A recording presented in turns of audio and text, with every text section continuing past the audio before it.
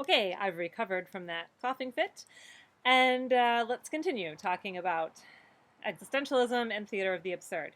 So, post World War II, we have all these existentialists contemplating the meaning of life, or is there a meaning of life? Um, and out of this philosophy was born a very unique style of performance called theater of the absurd. And Samuel Beckett was one of the defining playwrights.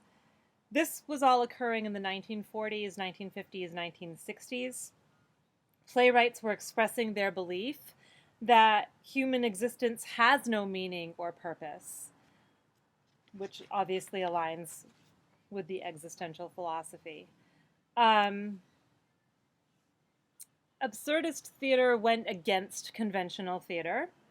It abandoned any kind of clear plot, any kind of clear character development, and any kind of sense of action in the play. It could be a very disorienting experience for an audience. Time and place and setting were completely irrelevant. So the sets were very minimal, very basic. You were given very little information about the characters.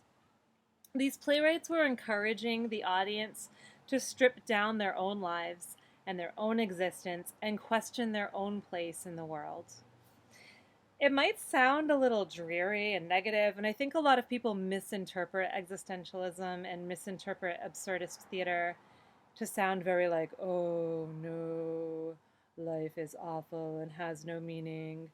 But actually, existentialism can also be viewed in some ways in a very light-hearted, almost comical sense, because if you believe that life has no meaning, it can actually be kind of freeing in a sense. And hopefully you'll see that as we look at Waiting for Godot.